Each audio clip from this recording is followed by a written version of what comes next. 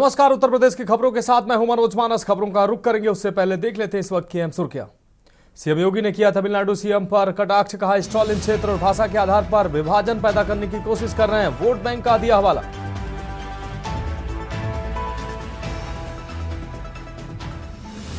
UP CM पर Stalin का पलटवार, कहा योगी आदित्यनाथ रहे हैं ब्लैक कॉमेडी, हमें वक्त दें।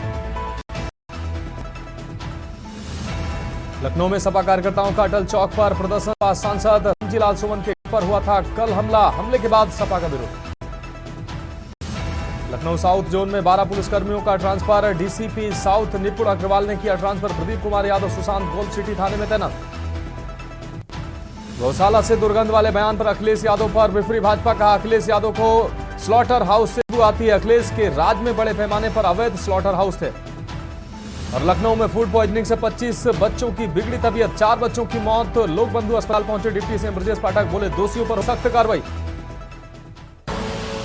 आप देख रहे हैं के न्यूज, खबरों का सारथी।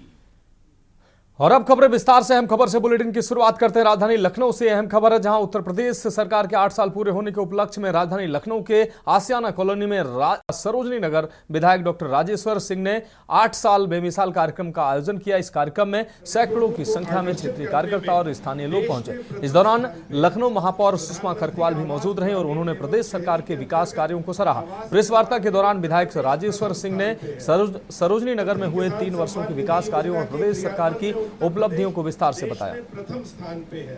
प्रधानमंत्री उज्ज्वला योजना में 1,85,00,000 निःशुल्क गैस कनेक्शन देकर उत्तर प्रदेश प्रथम स्थान पे है। स्वच्छता मिशन ग्रामीण में स्वच्छ शौचालय निर्माण कर उत्तर प्रदेश धार्मिक, आध्यात्मिक एवं सांस्कृतिक आयोजकों और पर्यटकों को आकर्षित करने में देश में प्रथम स्थान पे है। प्रधानमंत्री आवास ग्रामीण एवं शहरी के अंतर्गत आवास निर्माण में उत्तर प्रदेश प्रथम स्थान पे है। प्रधानमंत्री किसान सम्मान निधि योजना के क्रियान्वयन में उत्तर प्रदेश देश में प्रथम स्थान पे है। प्रधानमंत्री उज्ज्वला योजना में 1,85,00,000 निःशुल्क गैस कनेक्शन देकर उत्तर प्रदेश प्रथम स्थान पे है। स्वच्छता मिशन ग्रामीण में स्वच्छ शौचालय निर्माण कर उत्तर प्रदेश देश में प्रथम स्थान पे है। महिलाओं के विरुद्ध अपराधों में सजा दिलाने में उत्तर प्रदेश देश में प्रथम स्थान पे है। 96 लाख से अधिक सूक्ष्म, लघु तथा मध्यम उद्योगों की स्थापना करके उत्तर प्रदेश देश में आज प्रथम स्थान पे है। प्रधानमंत्री सुरक्षा बीमा योजना के अंतर्गत 6,52,00,000 नामांकन के साथ उत्तर प्रदेश देश में आज प्रथम स्थान पे है। अटल पेंशन योजना के अंतर्गत 1,12,00,000 नामांकन के साथ उत्तर प्रदेश देश में आज प्रथम स्थान पे है। मैं जितने आपको चाहे अयोध्या का दीपोत्सव 2024 में 25,12,585 दीप प्रज्वलित कर पुनः Guinness book of world record में उत्तर प्रदेश ने अपना नाम बनाया।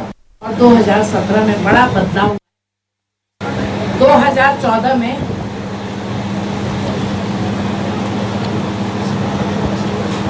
कांग्रेस की गुलामी से भारत आजाद हुआ है और 2017 में एक परिवार, एक धर्म की गुलामी से भारत उत्तर प्रदेश आजाद हुआ है। सरकारें तो पहले भी बहुत आई लेकिन रिजल्ट किसी ने नहीं दिया। 2000 के बाद 2017 के बाद पहला प्रदेश है जिसने अपने आराध्य के 500 सालों से लगातार लड़ाई लड़ते लड़ते आज हम लोग जीते हैं और अपने आराध्य को उनके जन्म स्थान पे स्थापित किया है।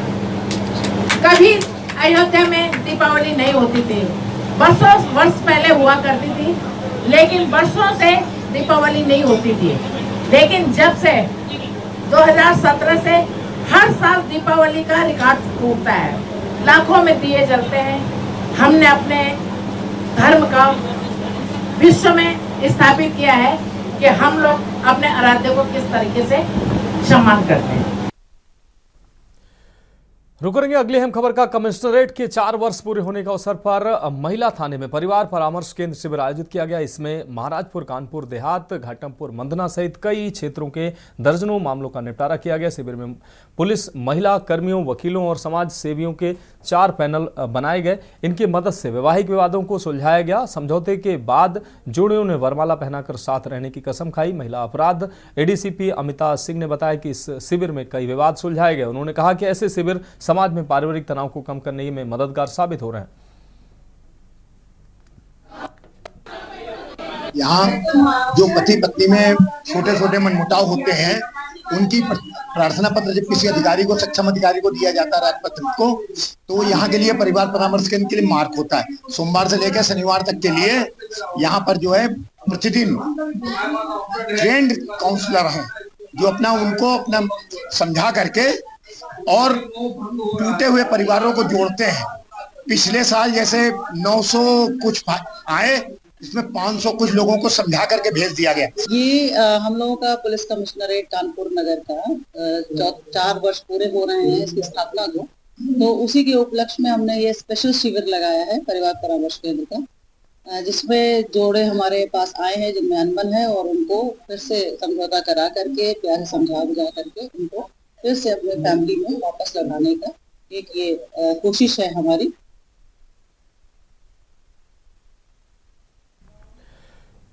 कानपुर के पनकी थाना क्षेत्र में हुई 4 करोड़ की निकिल चोरी के मामले में पुलिस ने खुलासा कर दिया। पुलिस ने अंतर्राज्यीय गिरोह के 5 साथी चोरों को गिरफ्तार किया है, जबकि गिरोह के 5 अन्य सदस्य अभी फरार हैं। इस बड़ी कार्रवाई में पुलिस ने 280 से अधिक सीसीटीवी कैमरों के फुटेज और सर्विलांस टीम की मदद से आरोपियों तक पहुंच बनाई।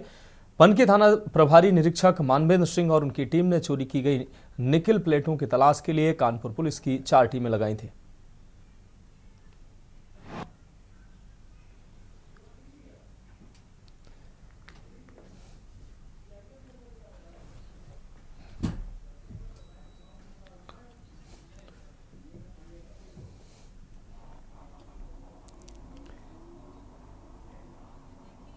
पनकी थाना क्षेत्र में एक प्रकरण संज्ञान में आया था चोरी का, दिनांक 15/16 की रात्रि। यहाँ पे पनकी यार्ड में लॉजिस्टिक पार्क है, वहाँ पे कंटेनर में निकल प्लेट रखा हुआ था, जिसमें ट्रांसपोर्ट के लिए रखा हुआ था, जिसकी अनुमानित कीमत लगभग 4 करोड़ रुपए, 3 करोड़ 92 लाख रुपए, और ये लगभग 24 टन निकल प्लेट थी। इसकी चोरी हुई। इस संबंध में तत्काल जो है पुलिस ने FIR दर्ज किया, और उसमें लगभग 4 टीमों ने कार्य किया अलग अलग स्तर पे। कोई सर्विलांस पे था, कोई CCTV पे लगा हुआ था। तो लगभग यहाँ से हम लोग पनकी यार्ड से और कानपुर देहात तक हम लोगों ने 250 से 280 कैमरे को खंगाला अलग अलग स्तर पे। हमें उसमें एक मेजर क्लू मिला, जिसमें इस गाड़ी से और पूरा अनलोडिंग होते हुए हमें दिखाई दिया। उस गाड़ी का नंबर हम चेज़ करते गए, वो टोल के माध्यम से हम हिसार पहुँचे, रोहतक पहुँचे। अलग अलग क्षेत्रों पे इस गाड़ी की लोडिंग अनलोडिंग हुई। फिर वहाँ से मकान जो गाड़ी के मालिक है उससे हम संपर्क में आए। फिर ये पूरा एक ब्लाइंड सा जो चोरी था वो खुला कि इसमें कितने लोग संलिप्त थे। एक तरह से ये इंटर स्टेट गैंग है जो कि अलग अलग जगहों में जाके ऑपरेट करता है। जो इसका मेन सरगना है संदीप लोहार, उस पर ऑलरेडी 12 मुकदमे रोहतक और हरियाणा के अलग अलग ज़िलों में पंजीकृत हैं। ये कई सारे मुकदमों में जेल जा चुका है, चोरी, लूट और हत्या के आरोपों में भी। तो ये सारी चीज़ों से हम लोगों ने पूरा माल भी बरामद किया, कुछ एक जो दिल्ली में बेचा गया था, और 5 जो सस्पेक्टेड हैं उनको भी हम लोगों ने हिरासत में लिया। इसमें जो 5 अन्य अभियुक्त हैं उनकी अभी भी तलाश जारी है, और बाकी के जो माल है उसको भी बरामद करने का प्रयास किया जा रहा है। ईद की नमाज को लेकर ऑल इंडिया कौमी मशवरत कमेटी के अध्यक्ष ने बड़ा ऐलान किया है। उन्होंने प्रेस कॉन्फ्रेंस कर शरीयत के मुताबिक ईद की नमाज केवल ईदगाह में ही अदा की जा सकती है। उन्होंने कहा मस्जिदों में ईद की नमाज अदा करनी चाहिए। उन्होंने बीते 2 सालों से कानपुर में ईदगाह के बाहर सड़क पर नमाज न अदा करने देने के फैसले पर सवाल उठाए हैं। कमेटी अध्यक्ष का कहना है कि सरकार को इस पर ध्यान देना चाहिए, क्योंकि यह सालों से चली आ रही परंपरा है और मात्र आधे घंटे के लिए सड़क बंद होने से कोई बड़ा नुकसान नहीं हो सकता है।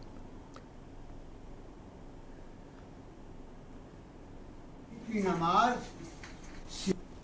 चीफ मिनिस्टर साहब से, पुलिस कमिश्नर साहब से दरख्वास्त है कि नए नए मामले ना पैदा करें। हमारी ईद की नमाज जो है सिवाय ईदगाह के कहीं होती नहीं है। आपने दो बार पढ़ो, 3 बार पढ़ो, मान लिया हमने, लेकिन दो बार पढ़ने में एक आदमी बाहर निकल रहा है, दूसरा घुस रहा है। और जो लोग बाहर खड़े थे, पुलिस कमिश्नर साहब के इल्म में है, पिछले साल उनकी पुलिस ने हमारे सड़क पे जो खड़े थे नमाजी, उनके साथ बदतमीजी किया, को काम किया उन्होंने, कमिश्नर साहब को मालूम है। तो बेटा देखो, वो समझो कि कौन सी चीज़ किसकी इबादत क्या है। हमारी इबादत वही है। अब आप 1 घंटे के लिए हमको ईदगाह से बराबर वाली सड़क पे नमाज़ पढ़ने नहीं दे रहे। 1 घंटे के लिए कमिश्नर साहब भी अपने घर जाएं, भी अपने घर आ जाएं। ये 2 नमाज़ों में डिस्टर्ब होता है। अगर हमारी बात में कोई हो या वो कर सकते हो, ऊपर से कोई आदेश ना हो, अपना आदेश ला दें कि नहीं, मुसलमानों से अपील है कि जाएं, सड़कों में पढ़ के अपने घर चले आएँ, एक ही नमाज़ पढ़ लें। पूरी दुनिया में कमिश्नर साहब का नाम हो जाएगा कि उन्होंने अपने अधिकार का इस्तेमाल करते हुए एक वक्त में एक नमाज पढ़ा के मुसलमानों को घर रवाना कर दिया। अब रुक करेंगे अगली अहम खबर का। अगली अहम खबर अलीगढ़ से है, जहां अलीगढ़ के क्वारसी थाना क्षेत्र में स्थित अनूप शहर रोड के KI प्राइवेट हॉस्पिटल में एक प्रसूता की मौत के बाद परिजनों ने जमकर हंगामा किया। मृतका के परिजनों ने हॉस्पिटल स्टाफ पर गंभीर लापरवाही का आरोप लगाया। हंगामा बढ़ने पर जब परिजनों ने जवाब मांगा तो उन्होंने अस्पताल कर्मियों पर मारपीट का भी आरोप लगाया। विवाद की सूचना पर पुलिस मौके पर पहुंची और स्थिति को नियंत्रित किया। पुलिस ने शव को कब्जे में लेकर पोस्टमार्टम के लिए भेज दिया ताकि मौत के वास्तविक कारणों का पता लगाया जा सके। मृतका की पहचान खैरक अहरोला निवासी महिला के रूप में हुई।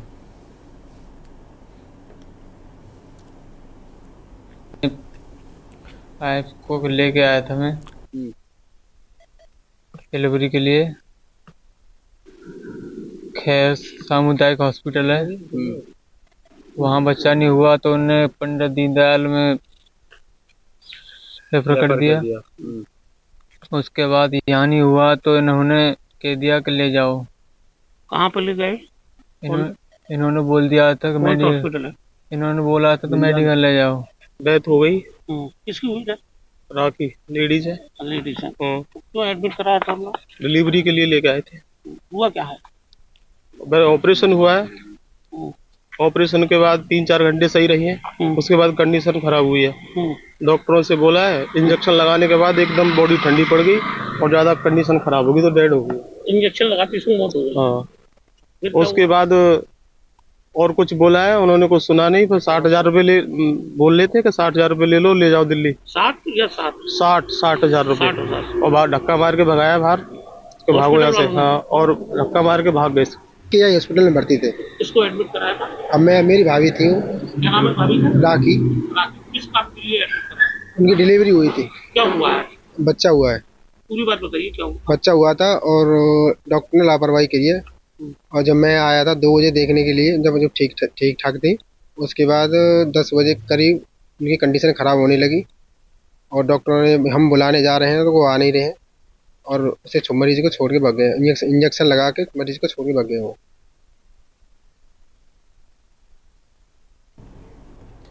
तो खबरों में वक्त एक ब्रेक का, जल्द हाजिर होंगे।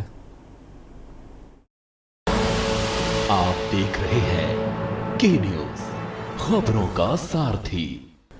ब्रेक के बाद एक बार फिर से खबरों में आपका स्वागत। रुक करेंगे अगली अहम खबर का। अलीगढ़ के अतरौली थाना क्षेत्र में 5 युवतियों के अचानक लापता होने से हड़कंप मच गया है। परिजनों की शिकायत पर पुलिस ने तुरंत एक्शन लेते हुए 3 टीमें गठित की और युवतियों की तलाश शुरू की। पुलिस ने ऑपरेशन खुशी के तहत तेजी से जांच शुरू की और 24 घंटे के भीतर सभी 5 युवतियों को मथुरा से सकुशल बरामद कर लिया। पुलिस के इस त्वरित एक्शन की सराहना हो रही है। जनपद अलीगढ़ में श्रीमान वरिष्ठ पुलिस अधीक्षक महोदय के मार्गदर्शन में विभिन्न अभियान प्रचलित हैं। उसमें से एक अभियान ऑपरेशन खुशी, जो गुमशुदा व्यक्ति होते हैं उनके सकुशल बरामदगी के लिए चलाया जा रहा है। उसी अभियान के तहत थाना अतरौली पुलिस और क्रिमिनल इंटेलिजेंस विंग टीम देहात के संयुक्त प्रयास से 5 नाबालिग बच्चियां जो थाना पे जो सूचना प्राप्त हुई थी 25 तारीख को, 24 घंटे के भीतर हम लोगों ने संयुक्त प्रयास से सकुशल उनको बरामद कर लिया है। रुक रही अगली अहम खबर का। जिले में गर्मी ने अपना प्रचंड रूप दिखाना शुरू कर दिया है। मार्च के आखिरी सप्ताह में तापमान 40 डिग्री के करीब पहुंच गया, जिससे आमजन परेशान है। ग्रामीण इलाकों में कोर्ट कचहरी या अन्य कामों से शहर आने वाले लोग सिर पर अंगोछा बांधकर और पानी की बोतल लेकर निकलने को मजबूर हैं। स्थानीय लोग कह रहे हैं कि जब मार्च में यह हाल है तो अप्रैल, मई और जून में स्थिति कितनी भयावह होगी, इसका अंदाजा लगाना मुश्किल है। मौसम विभाग के अनुसार आने वाले दिनों में तापमान में और बढ़ोतरी हो सकती है। विशेषज्ञों ने लोगों को दोपहर में धूप से बचने, पर्याप्त पानी पीने और हल्के कपड़े पहनने की सलाह दी है।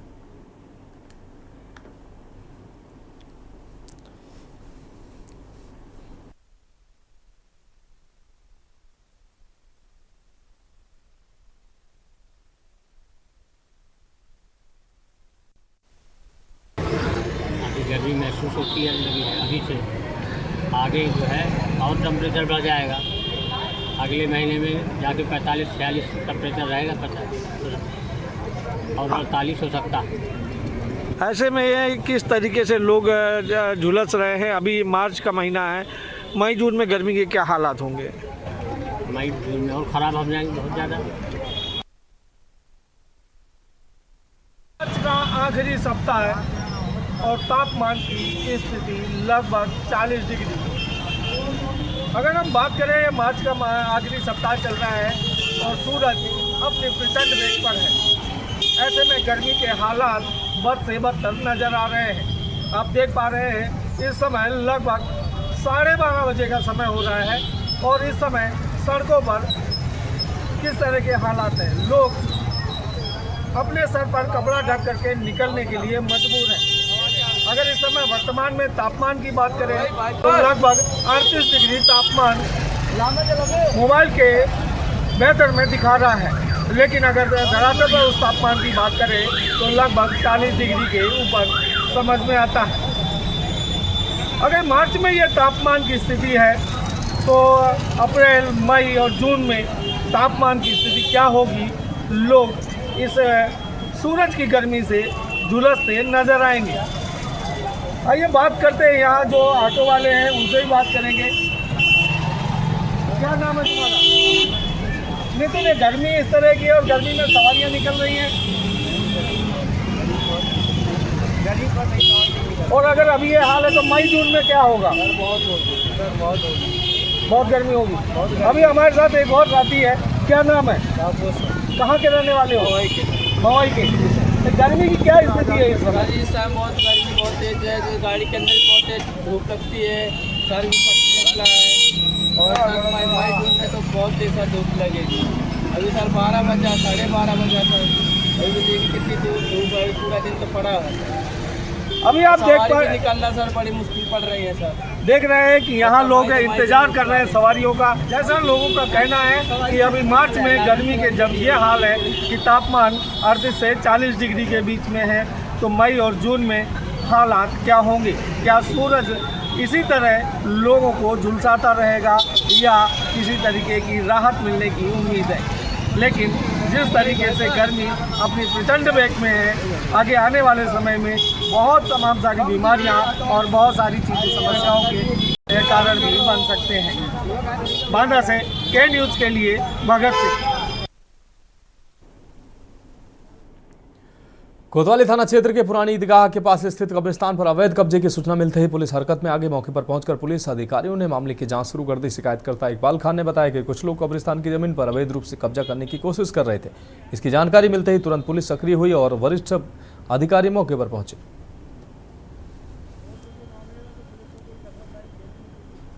मामला शिकायत ये है कि हम लोगों के बाप दादाओं को झांसी लक्ष्मी बाई ने 8 एकड़ 92 डिसमिल ज़मीन दी थी।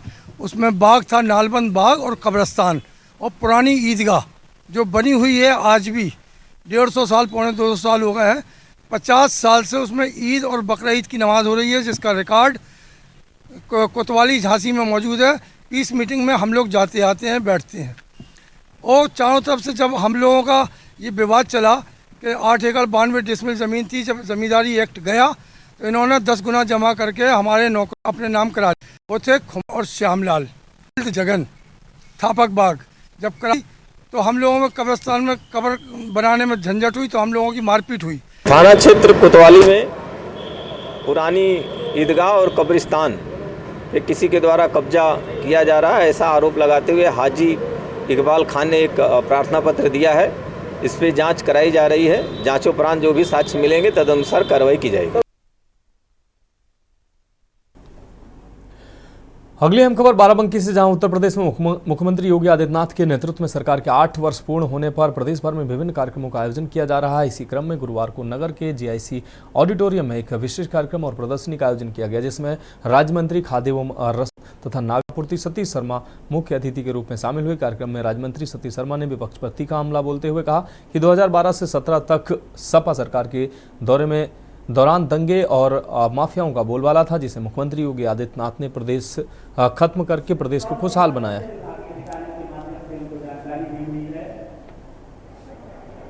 प्रदेश के यशस्वी माननीय मुख्यमंत्री पूज्य योगी आदित्यनाथ जी के नेतृत्व में सेवा, सुरक्षा और सुशासन नीति के 8 वर्ष पूर्ण होने के उपरांत आज बाराबंकी जनपद के नेतृत्व दिवस के अवसर पर यहाँ पर आज विकास उत्सव का यहाँ पर आयोजन किया गया था। इसके क्रम में आज यहाँ पर सैकड़ों विभिन्न विभागों के स्टॉल लगाए गए और सैकड़ों योजनाओं के विभिन्न लाभार्थियों को स्वीकृति पत्र वितरण करने का काम हुआ। आज उत्तर प्रदेश माननीय मुख्यमंत्री पूज्य योगी आदित्यनाथ जी के नेतृत्व में तेजी के साथ विकास और खुशहाली और तरक्की के रास्ते पर आगे बढ़ रहा है। खबरों में वक्त एक और ब्रेक का, जल्द हाजिर होंगे। आप देख रहे हैं के न्यूज, खबरों का सारथी।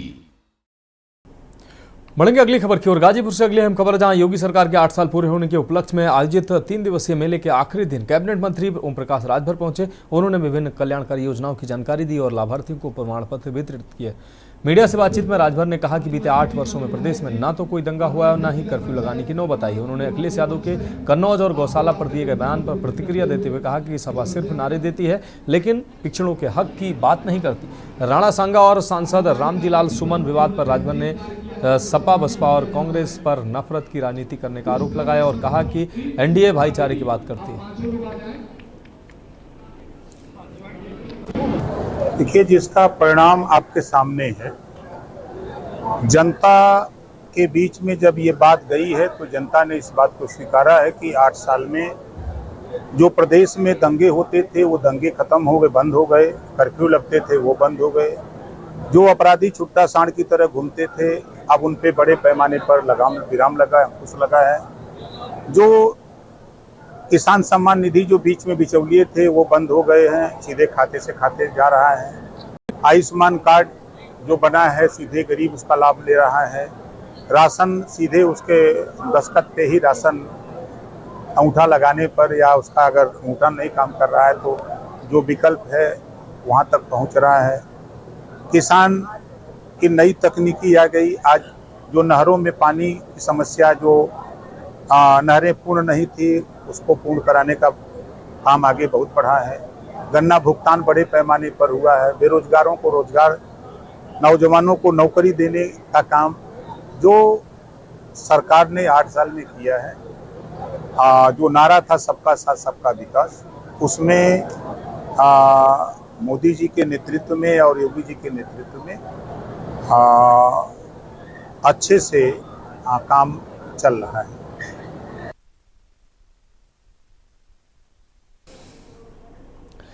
अगली खबर कानपुर से, जहां उत्तर प्रदेश में बीजेपी सरकार के 8 साल पूरे होने पर सुशासन पर्व मनाया जा रहा है। इसी कड़ी में बिठूर विधायक अभिजीत सिंह सांगा ने प्रेस वार्ता कर सरकार की उपलब्धियां गिनाई। विधायक ने सड़क, बिजली, स्वास्थ्य और सुरक्षा के क्षेत्र में हुए सुधारों को सरकार की बड़ी उपलब्धि बताया। उन्होंने कहा कि योगी सरकार में प्रदेश में कानून व्यवस्था मजबूत हुई है, जिससे निवेश और विकास को गति मिली है। इसके अलावा बिठूर कॉरिडोर को लेकर उन्होंने कहा कि मुख्यमंत्री योगी आदित्यनाथ ने संबंधित विभागों को डीपीआर तैयार करने को निर्देशित किया है। ये परियोजना बिठूर को धार्मिक और पर्यटन केंद्र के रूप में विकसित करने में मदद करेगी। बिठूर विधानसभा की बात करें तो बिठूर विधानसभा एक लंबी चौड़ी विधानसभा जो गंगा जी के किनारे से शुरू होती है और फतेहपुर जनपद तक, और मैं तो कहूँ कि जमुना जी के किनारे तक ये विधानसभा जाती है। जब ये विधानसभा हमको मिली थी, पूर्व में समाजवादी पार्टी की सरकार थी, टूटी हुई सड़कें थी, रास्ते चलने लायक नहीं थे। आज मुझे तो स्मरण है कि यही किसान नगर विष्णु मार्ग जो पहले 2-2 घंटा 1.5 घंटा लगता था, आज सबसे सुंदर मार्ग के रूप में देखा जा रहा है, बनकर के तैयार। वो 2017 में ही जैसे हम विधायक बने थे, 6 महीने के भीतर ही सबसे पहली सड़क हमने उसको बनवाने का काम किया। आपको याद होगा कल्याणपुर बिठूर का मार्ग इतना जर्जर मार्ग था, जो हम लोग मंदना से घूम करके आते थे, कल्याणपुर से बिठूर का रास्ता नहीं तय कर पाते। आज 2017 में विधायक बनने के बाद 6 महीने के भीतर ही हमने इस मार्ग को भी बनवाने का काम किया, जिसकी गुणवत्ता को आज भी आप लोग देख सकते हैं कि 2017 से 2025 आ चुका है और ये मार्ग में आज भी आपको एक भी गड्ढा देखने को नहीं मिलेगा, जबकि सबसे ज्यादा संचालन वाला मार्ग ये है। इसके अतिरिक्त हमारे बिठूर को जोड़ने वाले सभी मार्ग, चाहे चौबेपुर बिठूर मार्ग हो, इस मार्ग में भी आप नहीं चल सकते थे। मंदना बिठूर मार्ग चौड़ीकरण भी हुआ और एक नई खुशखबरी भी है कि हमने चौबेपुर बिठूर होते हुए पदियर जाने वाले मार्ग को 4 लेन स्वीकृत करा दिया है, जिसका जियो आज या कल तक आ जाएगा।